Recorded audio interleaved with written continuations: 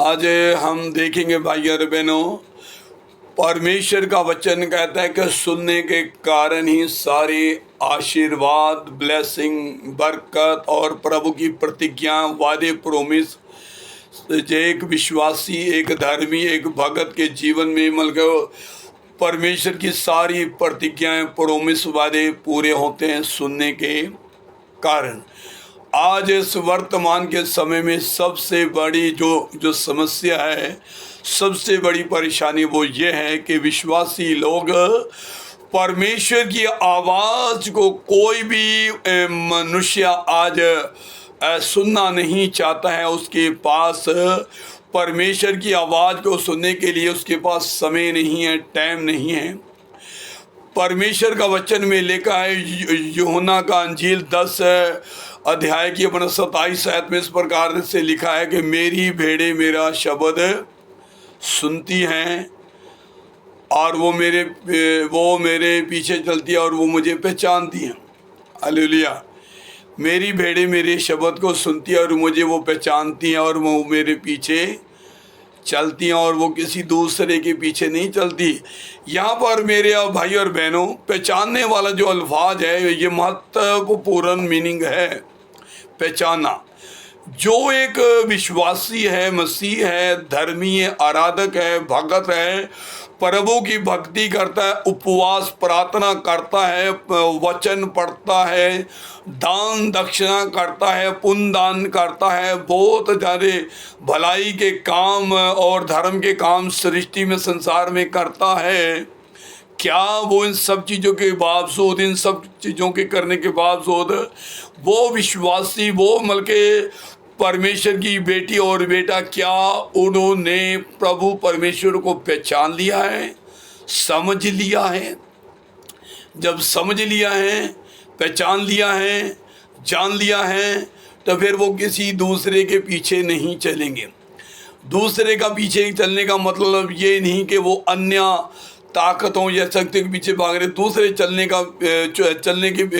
के पीछे चलने का मतलब ये है मेरे भाई और बहनों कि वो परिस्थितियों से वो समझौता नहीं करते। उतराव में, चढ़ाव में, परीक्षा में, आजमाइश में, कमी और घटी में, निराशा में, आशा में, उम्मीदी में, ना उम्मीदी में, दुख, तकलीफ, संकट, आजमाइश, किसी के साथ भी वो भगत, वो मतलब परमेश्वर की बेटी और बेटा समझौता नहीं करता, बल्कि प्रभु को उसने पहचान लिया है, समझ लिया है, जान लिया है। अब वो उसी के पीछे पीछे चलता या चलती है।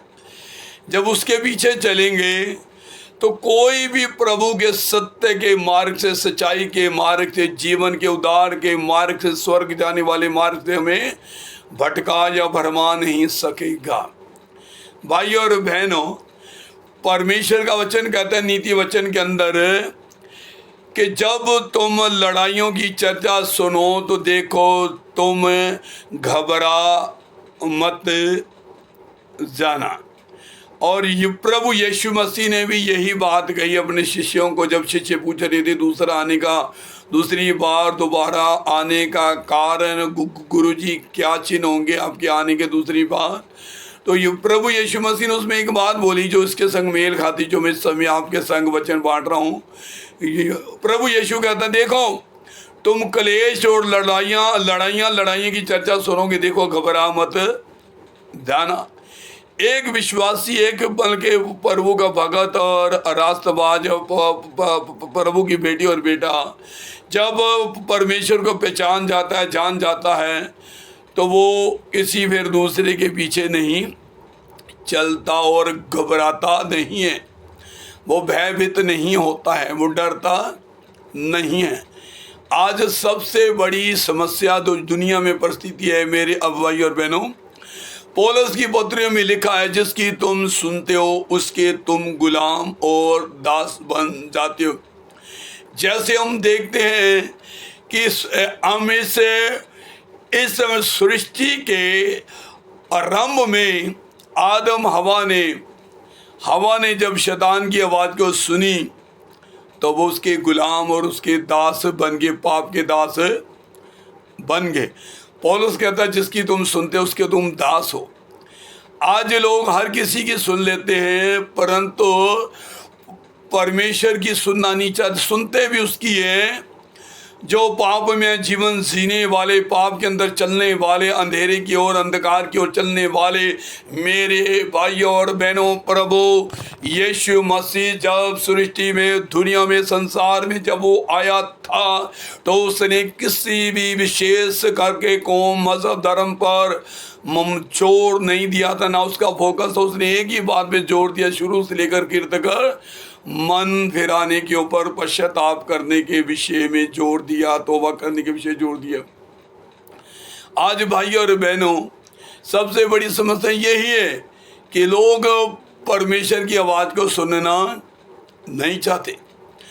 हालेलुया। वचन कहते हैं समय और अवसर जो तुम्हें इस सृष्टि में, धरती पर मिला मेरे बच्चों, परमेश्वर पिता कहता है मेरे प्रियो, जो समा तुम्हें मिला है, इस समय को या अवसर को अपने हाथ से जाने ना दो, इससे बामूल्य समझो, क्योंकि दिन बुरे चल भी रहे हैं और दिन और भी बुरे बदतर होने वाले हैं। आज मेरे अजीजों, भाई और बहनों, प्रभु यीशु जी के नाम के कारण जो लोग परमेश्वर के लोगों पर मारा पीटी करते, घर घर घुस के बहन बेटियों को पीटते मारते हैं, उनकी गलती मैं नहीं कहूँगा। ये हजारों साल पहले प्रभु यीशु ने कहा था कि मेरे नाम के कारण सब जातियों के लोग तुमसे शत्रुताई करेंगे, बैर करेंगे, और मेरे नाम के कारण तुम्हें मारेंगे, तुम्हें जेलों में भी डाल दिया जाएगा। ये सब कुछ लिखा हुआ है। पर मेरे भाई और बहनों, लिखा है कि प्रेतों का काम 14 का 22 में लिखा है, भाइयों विश्वास में प्रभु में स्थिर रहो, मजबूत रहो, प्रभु में डर रहो, क्योंकि बड़े क्लेशों को उठाकर प्रभु के स्वर्ग राजा में हमें प्रवेश करना होगा। आज मेरे अज़ीज़ों, प्रभु यीशु मसीह कह के गया, उस बात को बहुत सारे लोग भूल रहे हैं, अधिकतर भूल रहे हैं। यीशु कह के गया, सताने वालों के लिए प्रार्थना करो। प्रभु प्रार्थना के द्वारा क्या नहीं कर सकता है? परिस्थितियों को बदल सकता है, हालात को बदल सकता है, दुश्मनों को, सूरवीरों को झोंका सकता है। आपकी प्रार्थना के अंदर वो बल, वो ताकत है मेरे अज़ीज़ों। परमेश्वर के वचन में लिखा है, भजन संहिता 118 का 17 में लिखा है, मैं ना मरूंगा, जीवित रहूंगा, प्रभु के वचनों के, उसके कामों की घोषणा करता रहूंगा, वर्णन करता रहूंगा। आज ये घोषणा करे कि मैं नहीं मरूंगी, मैं ना मरूंगा, मैं प्रभु के कामों का वर्णन प्रचार करता रहूंगा, सुसमाचार सुनाता रहूंगा, सुनाती रहूंगी, गवाही देती रहूंगी, देता रहूंगा। गवाही देने का मतलब मेरे अज़ीज़ों ये नहीं है कि आपको चंगाई मिल गई, छुटकारा मिल गया रोगों से, बीमारी से, दुष्ट आत्मा से, जो प्रभु ने छुटकारा दे दिया, ये तुम उसके भी अपना गवाह बन गए। इसका मतलब तात्पर्य या मीनिंग ये नहीं है। इसका मतलब ये मेरे भाई और बहनों, गवाह का मतलब है परमेश्वर के लिए शहीद हो जाना, उसके लिए कुर्बान हो जाना, बलिदान हो जाना। प्रभु के वचन में लिखा है, प्रकाशित वाक्य 6 के अंदर इस प्रकार लिखा हुआ है कि जो प्रभु यीशु की उस गवाही के कारण शहीद हुए थे, बलिदान हुए थे, कुर्बान हुए थे, उनका लहू पुकार पुकार कर प्रभु को कहता है हमारा बदला ले, बदला ले। परमेश्वर कहता है थोड़ा समय ठहरो, तुम्हारे समान और भी भाई हैं जो अपना वध होने वाले हैं। मेरे अज़ीज़ों, परमेश्वर का वचन कहता है प्राण देने तक कर विश्वासी रहे तो जीवन के मुकुट को पाएगा।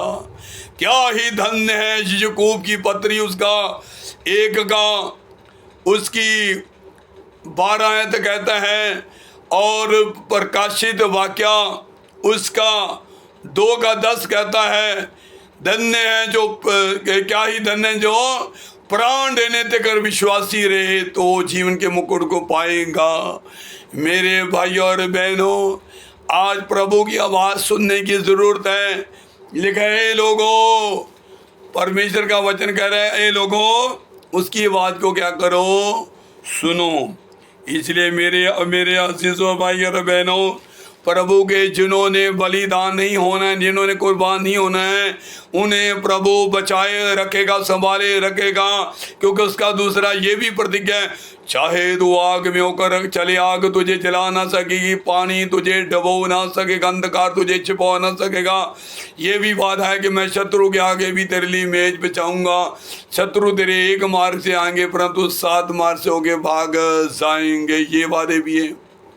इसलिए मेरे अज़ीज़ों, जो भी तुम्हें यातनाएं देते, पीड़ा देते, दुख देते, मारा पीटी करते, उनके लिए प्रार्थना करें, उनके लिए दुआ करें। हालेलुया। इसमें से लिखा हुआ है, प्रकाशित वाक्य के अंदर लिखा 18:4 में, फिर मैंने स्वर्ग से किसी और का शब्द सुना है, मेरे लोगों उसमें से निकल आओ, तुम उसके पापों में भागी ना हो, उसकी विपत्तियों में से कोई तुम पर ना पड़े। हालेलुया। इस जगह पर लिखा है, मेरे अज़ीज़ों, परमेश्वर का वचन कहता है, मेरे लोगों उसमें से निकल आओ। किस में से निकल आओ? बुराई से, बदकारी से, ज़नाकारी से, गुनाह से, पाप से, अंधकार के कामों से। आज कोई क्यों प्रभु की शिक्षा को ग्रहण नहीं करना चाहते? ये हमारे हिंदुस्तान की बात नहीं है मेरे अज़ीज़ों। परमेश्वर का वचन कहता है, जिस जगह बैतलहम यरूशलेम में प्रभु यीशु का बैतलहम में जो जन्म हुआ, इस्राएल यहूदी लोग भी प्रभु यीशु को मानते नहीं हैं। आज तक कर भी वो प्रभु यीशु की आराधना उपासना इस्राएली नहीं करते हैं, वो यहोवा करके मानते हैं। उन्होंने विश्वास नहीं किया कि उद्धार करता, मुक्ति दाता जो दुनिया में मसीह आने वाला वो ये है। उनका ज्ञान उनके लिए बुद्धि फंदा बन गया। आज भी बहुत सारे लोगों की बुद्धि, उनका ज्ञान उनके लिए फंदा बन रहा है, क्योंकि वो सुनना नहीं चाहते। उनको अपने ज्ञान को, उनको अपने एजुकेशन का, डिप्लोमे का, डिग्रियों का घमंड है न। और यिर्मयाह का पुस्तक कहता है 9:24 में, बुद्धिमान अपनी भी अपना बुद्धि पे घमंड न करे, ज्ञानवान अपने ज्ञान पे घमंड न करे, धनवान अपने धन पे घमंड न करे। शूरवीर जो योद्धा है, जो भी अपना बलवान है, वो अपनी ताकत पे घमंड न करे। घमंड करे तो वो ये घमंड करे, वो जो प्रभु परमेश्वर सृजनहार सृष्टि करता, प्रभु को वो जानता और समझता है। आज मेरे भाई और बहनों, प्रभु की आवाज़ ये नहीं कि उन्होंने नहीं सुनी, हमारे लोग इधर नहीं सुन रहे इंडिया में, इस्राएली लोगों ने भी प्रभु यीशु मसीह को, जो क्रूस पर चढ़ाने वाले कोई दूसरे कौम नहीं थी, हिंदू लोग नहीं थे, बल्कि वो इस्राएली लोग थे, उनके अपने लोग थे, क्योंकि उन्होंने प्रभु यीशु मसीह पर विश्वास नहीं किया था। इसीलिए अनुग्रह, कृपा, उद्धार का संदेश सारी सृष्टि में फैल गया। मेरे पास आ गया, आपके पास आ गया, दूसरे लोगों के पास आ गया। हालेलुया। वचन कहता है, वो अपनों के घर में आया परंतु अपनों ने उसे ग्रहण नहीं किया। इसलिए मेरे अज़ीज़ों, अचंभे की बात नहीं। आज अगर तुम्हें सताव हो रहा है, मैं आपसे यही अनुरोध करना चाहूँगा कि आप जो तुम्हें सताते हैं उनके खिलाफ बोलने के बजाय प्रार्थना करें, उपवास करें, प्रार्थना करें गिड़गिड़ा कर। जब योशाफात को लोग चारों देश तरफ से घेरने के लिए आ गए पूरे इस्राएल को, तो हम देखते हैं योशाफात ने क्या करा, पूरे देश में उपवास का प्रचार करवाया। लोग प्रभु से सहायता मांगने के लिए इकट्ठे हुए प्रार्थना करने लगे। प्रार्थना उपवास में बड़ी सामर्थ और शक्ति होती है मेरे अज़ीज़ों। परमेश्वर आपकी उपस्थिति को बदलेगा।